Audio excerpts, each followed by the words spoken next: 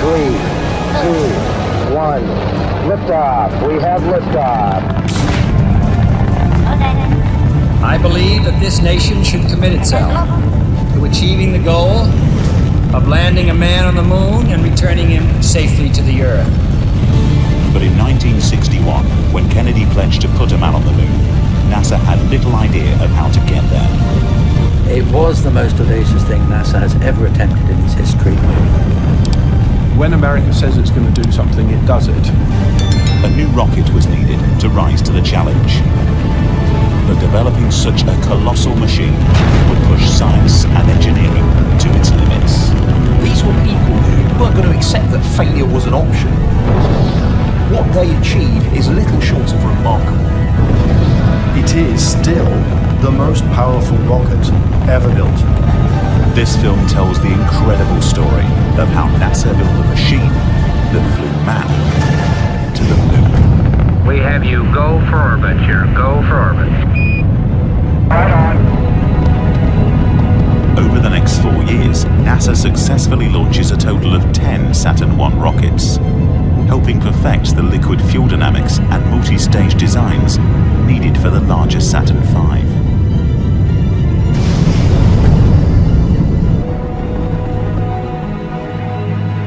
By 1963, construction on the mighty Saturn V has begun, with the most powerful engines ever built, capable of launching man beyond Earth orbit.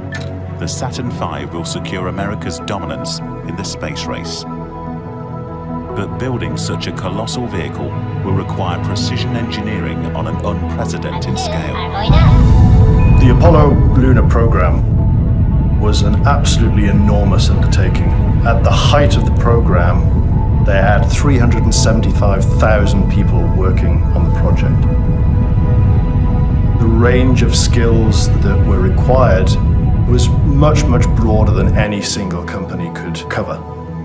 The chance of success would be maximized by bringing together the very best minds from the top companies in the United States.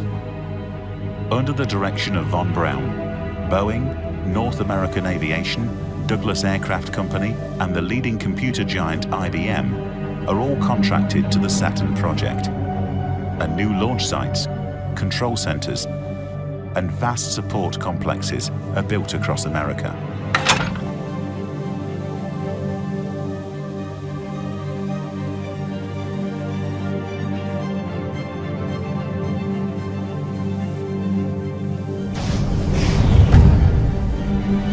For all the people back on Earth, the crew of Apollo 8 has a message that we would like to send to you.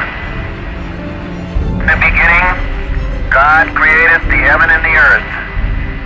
And the earth was without form and void, and darkness was upon the face of the deep. And God said, "Let there be light." And there was light.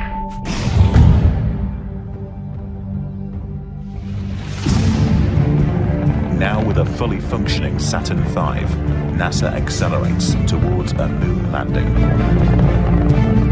In March 1969, Apollo 9 orbits the Earth for 10 days, conducting the first manned flight test of the lunar module. 3, 2, 1, red fire. Mission confirmed. 2 months later, Apollo 10 returns to the moon to practice landing procedures, flying the lunar module just 8 miles above the surface. We is down among us, Charlie. Roger, I hear you weaving your way up the freeway. It might sound corny, but the view is really out of this world. With all testing complete, the stage is now set to attempt a lunar landing. July 16, 1969, Apollo 11 astronauts Armstrong, Aldrin, and Collins board their Saturn V. We are go. 20 seconds. Follow, go. Good morning, everyone in television land. 3, 2, 1, mark.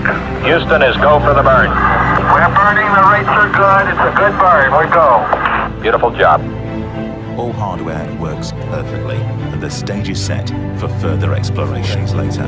Neil Armstrong sets foot on the moon, realizing Kennedy's dream and securing America's superiority in the space race.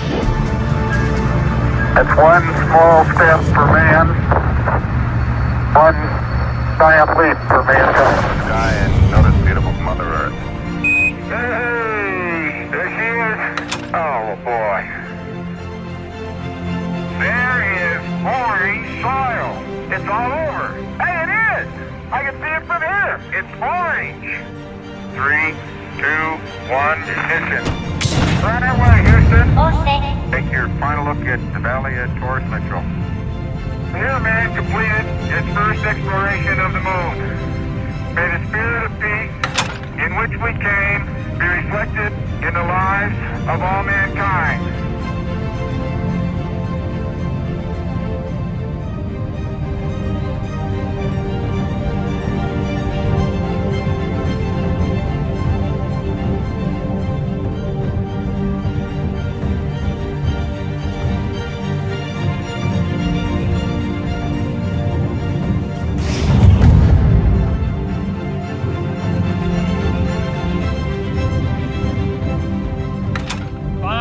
Say, my fellow citizens, that we shall send to the moon 240,000 miles away from the control station in Houston a giant rocket more than 300 feet tall, the length of this football field, made of new metal alloys, some of which have not yet been invented, capable of standing heat and stresses several times more than have ever been experienced, fitted together with a precision better than the finest watch, carrying all the equipment needed for propulsion, guidance, control, communications, food, and survival on an untried mission to an unknown celestial body, and then return it safely to Earth, re-entering the atmosphere at speeds of over 25,000 miles per hour, causing heat about half that on the temperature of the sun, almost as hot as it is here today,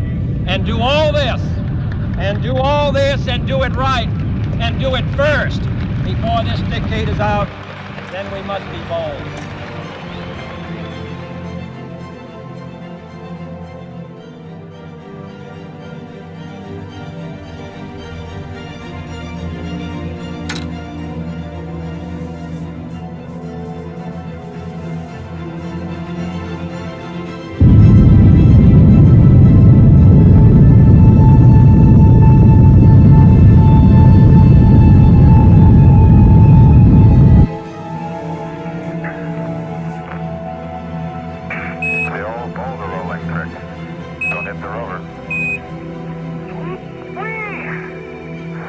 If you want to just take a minute, you might look up in the sky and notice beautiful Mother Earth. Hey, there she is. Oh, boy. There is orange soil. EVA time, 3 hours, 50 minutes. You've been riding on this John Pope all the time? You're scary, isn't it? Man, I'm glad I drive it. You betcha.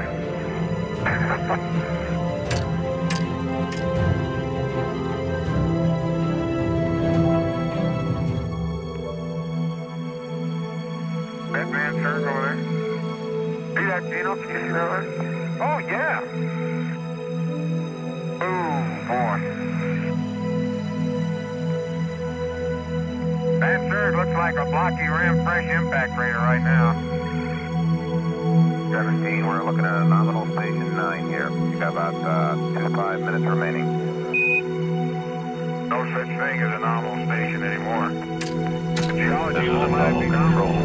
Apollo 17 spacecraft now approaching ever faster to Mother Earth. Apollo control standing by.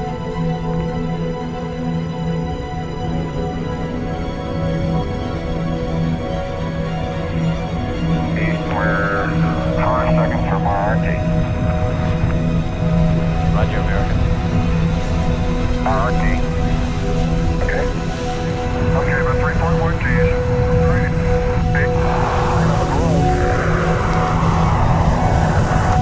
And beginning of black Nautilus at the predicted time.